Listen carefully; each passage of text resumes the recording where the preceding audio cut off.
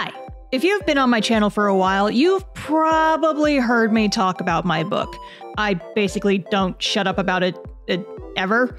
Back in 2019, I wrote a book called How to Webcomic that teaches you how to make your very own webcomic from the ground up. It covers everything from concepting, writing, drawing, posting, marketing, monetization, all that good stuff.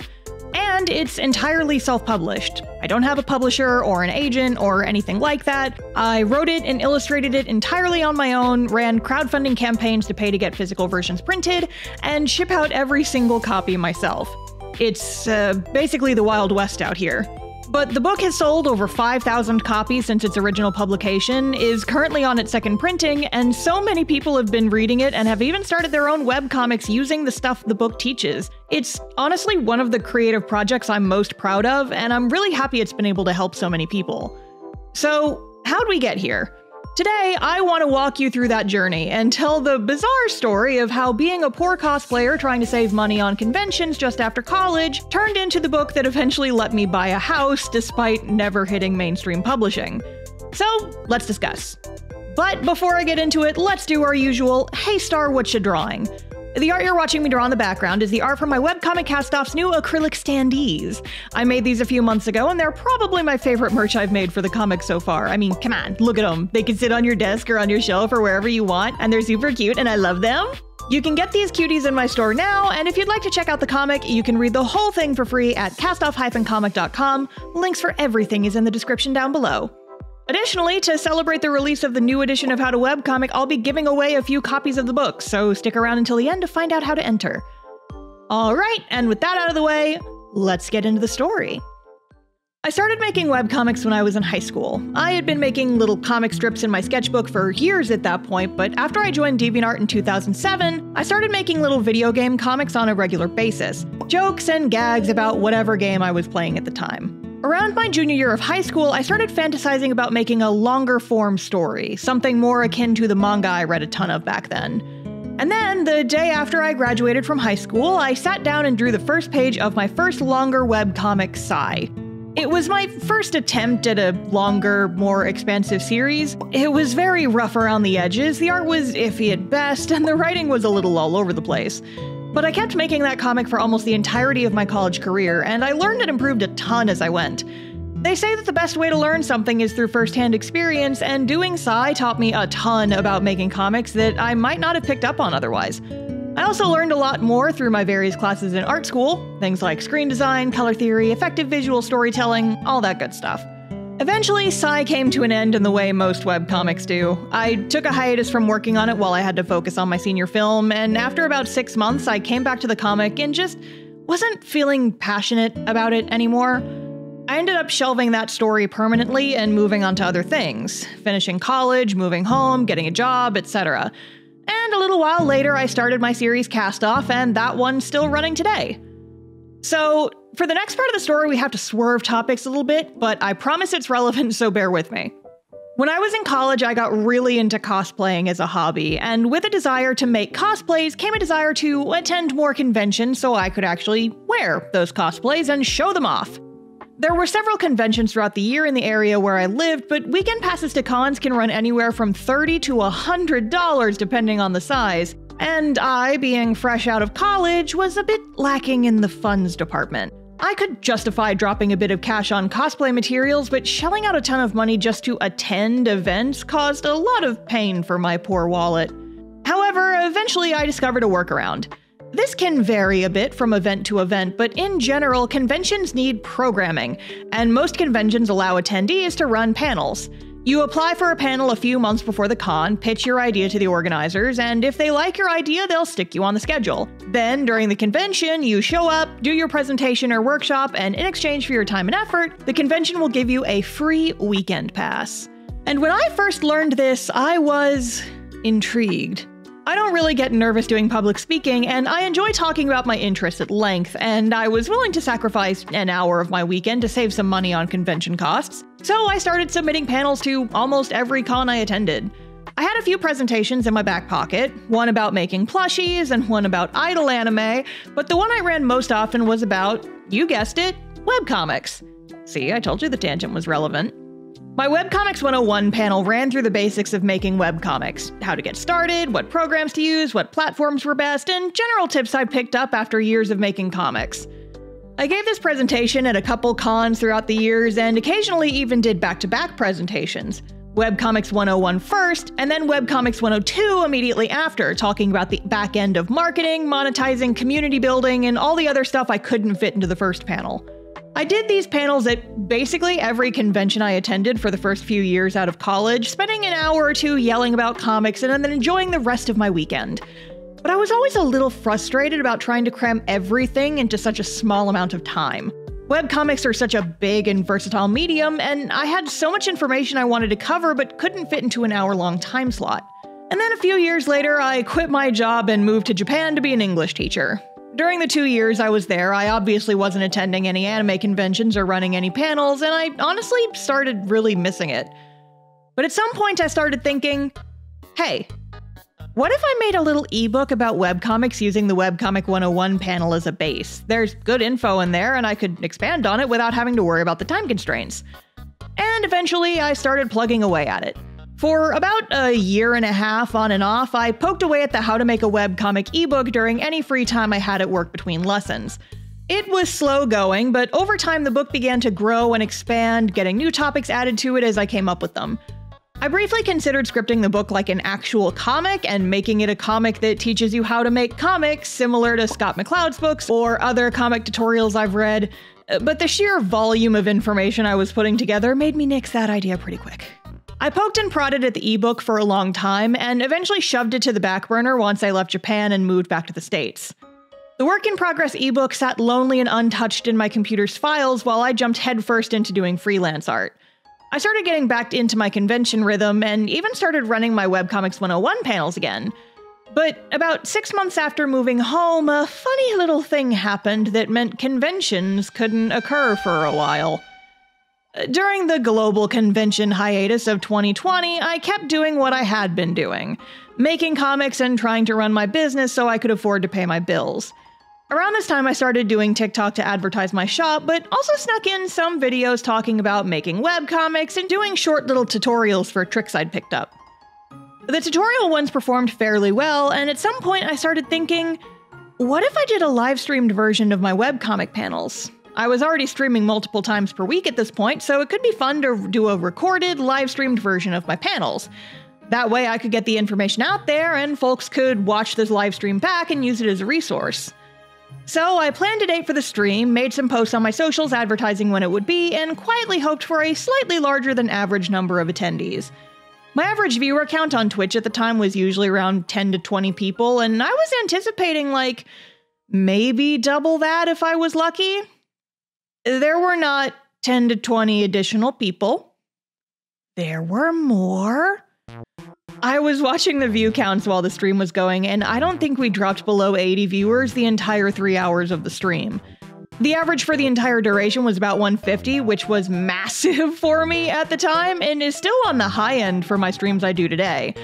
It was pretty intimidating, not gonna lie, but I pushed forward and did my presentations, followed by a Q&A section at the end. After the stream was over, I took the video recordings and archived them on my YouTube channel.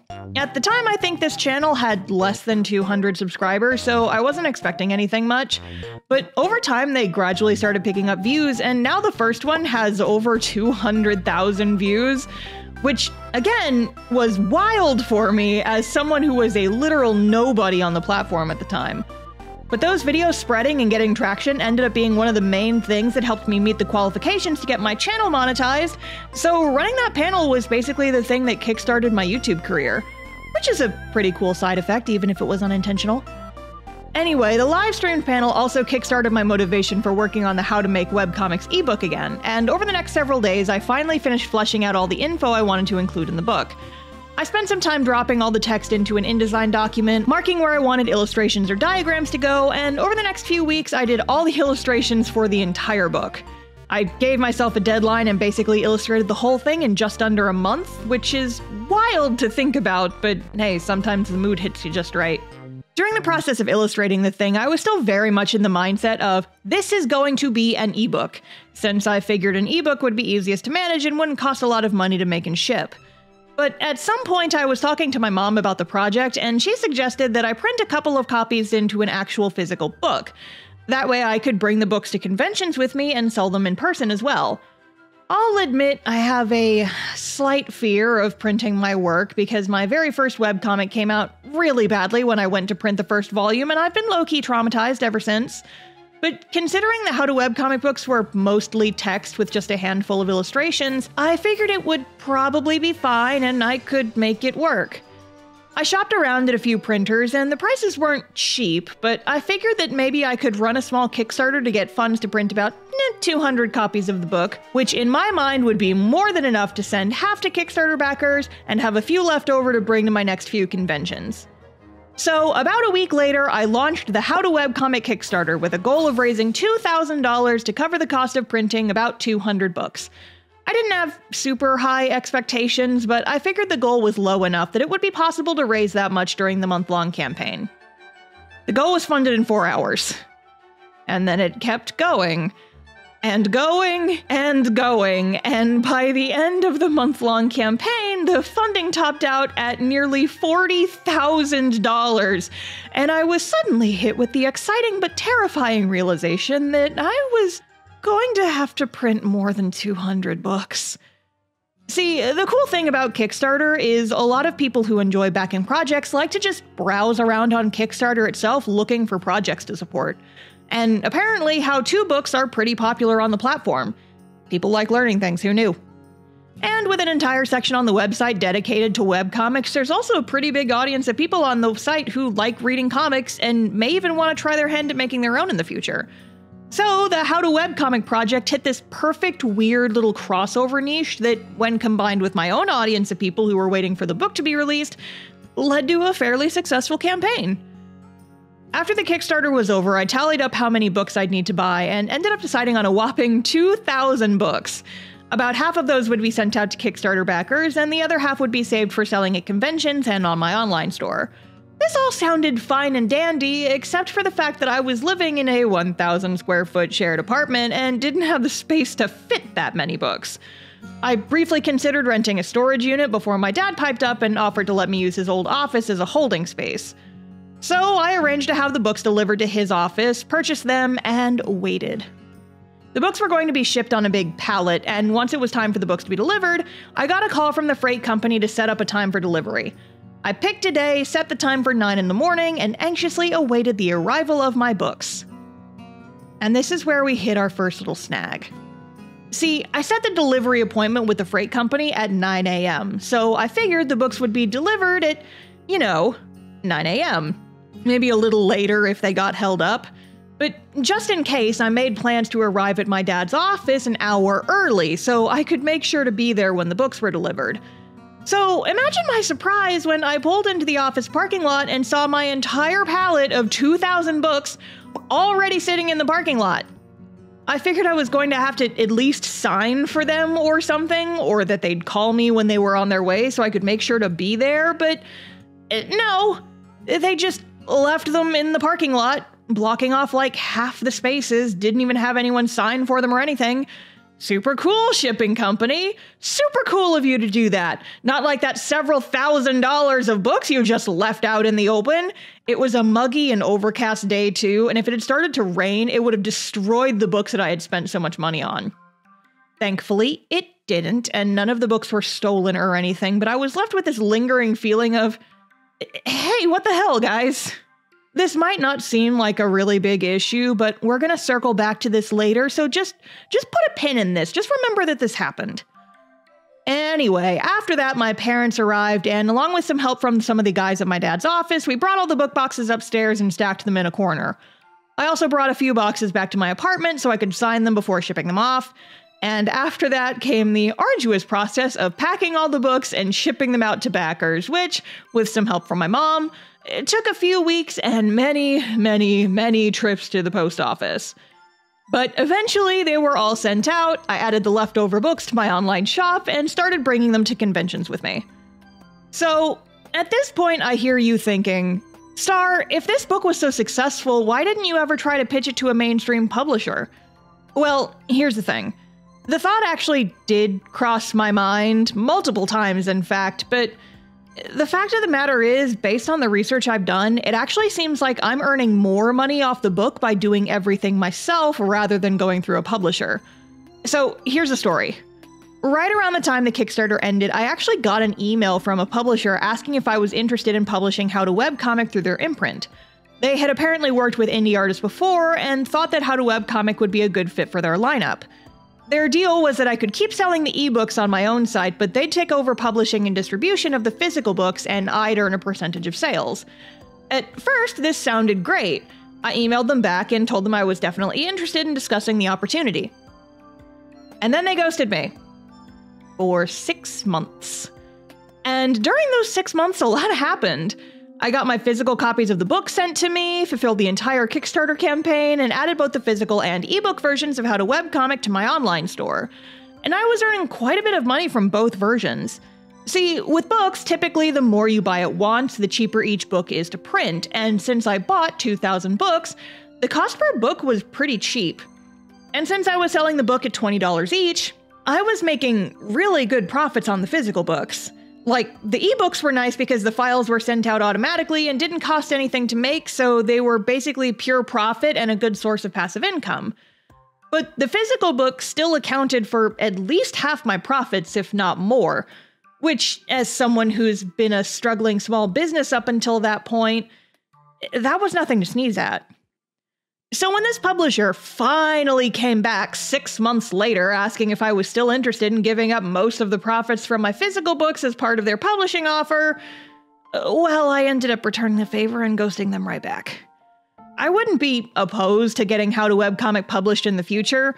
Like, I've thought about shopping it around to publishers in the past just to take fulfillment off my plate and get the book into bookstores. But if anybody wants to take my baby, they're gonna have to make me a pretty dang good offer, because this project is not only my baby, it also paid for a huge chunk of the down payment on my house. So forgive me if I'm a little bit hesitant to give that up. Anyway, following the original Kickstarter, I then had about 1,000 books left over to sell online, and it shows. I was selling a few copies of the book per day online most days, and typically sold anywhere from 10 to 40 copies at the conventions I attended. My leftover stash of books lasted me a good long while. The original Kickstarter happened towards the end of 2021, and I finally sold the last physical copy at A-Fest 2023, almost exactly 2 years later. But by this point, I had definitely already started working on a second printing.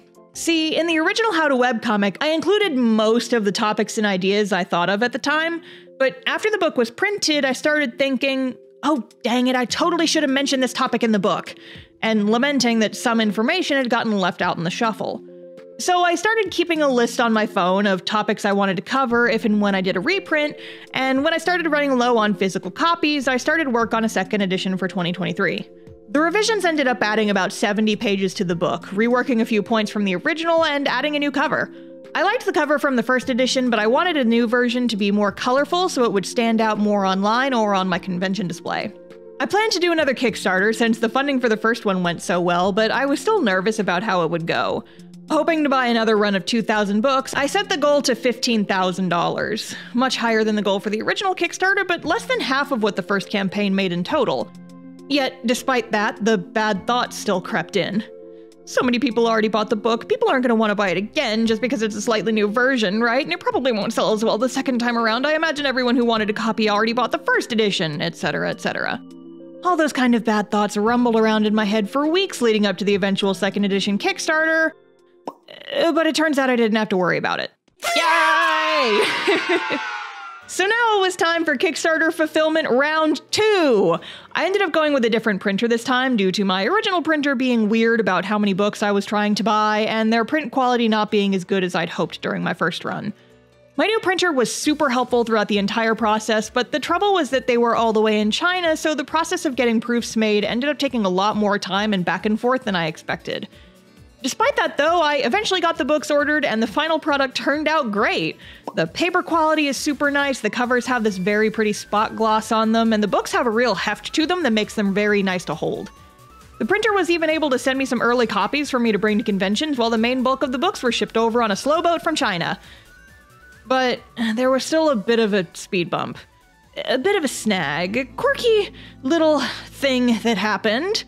One that hit me at the worst possible time and ended up being probably the most stressful moment of my entire business career. Do you remember how I said that the delivery was a bit awkward for my first round of books? Well, October 2023. The books for the second edition of How to Webcomic had been shipped in mid-September, and I was told it would take about 6 to 8 weeks for them to get to me. I was also told that once the books arrived in the States, I'd get a tracking number emailed to me, the freight company would be passing off the books to a local delivery company, and then the local company would call me to set up a delivery time. This all sounded simple and easy and not complicated at all, so I went about my life until my tracking number showed up. Which is where we hit our first bump in the road. I got the tracking number just days before leaving for an out-of-state convention. The books were scheduled to arrive during the last week of October, however, I was going to be at Anime Week in Atlanta during the last week of October, and would be 4 states away when the books were scheduled to arrive. Oh, but that's fine, I thought to myself. The shipping company is supposed to call me and set up a time for the books to be delivered, so I can just wait for them to call me and then set up an appointment time after I get back from the show. So the time for the convention rolls around, I hop on a plane, land in Atlanta, everything is going great, but I still haven't gotten a call from the shipping company yet.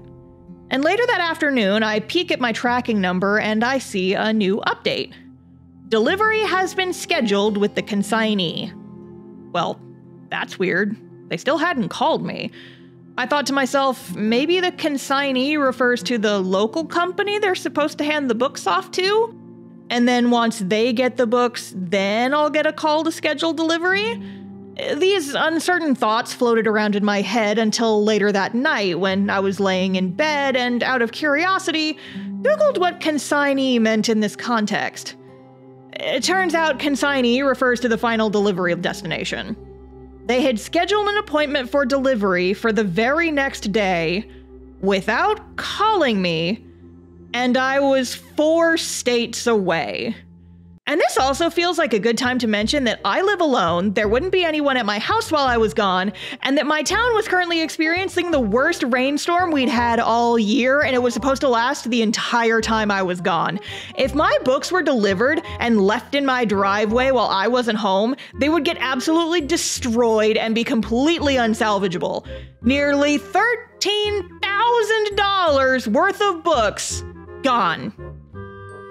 Cue panic. It was too late to call them, but they did have a 24-hour text chat helpline on their website that I frantically booted up. I told the person on the other end what was going on, they asked me for my tracking number, and when I gave it to them, they said, "Sorry, we don't recognize this tracking number." What do you mean you don't recognize the tracking number? "It's not a tracking number in our system. Are you sure this number is correct?"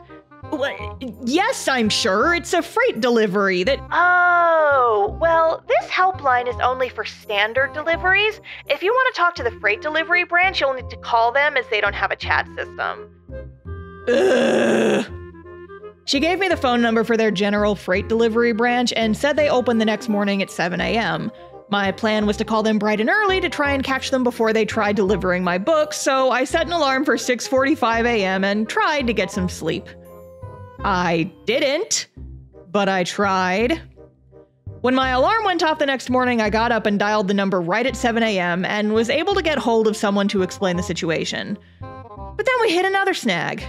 There was an hour time difference between Atlanta and my home in Texas. I had been able to get a hold of the East Coast Shipping Company branch, but the specific branch I needed to talk to wouldn't be open for another hour. The person on the line said she'd send a support ticket to them so that they'd hopefully see it when they opened for the day, but told me I'd have to call them again in an hour if I wanted to talk to that branch directly. So that's what I did. I sat in bed in my friend's guest room, grumpy and stressed out, staring at my phone until an hour had passed and I called the helpline back again. I asked for the specific branch that was handling my delivery and was actually able to get a hold of them this time.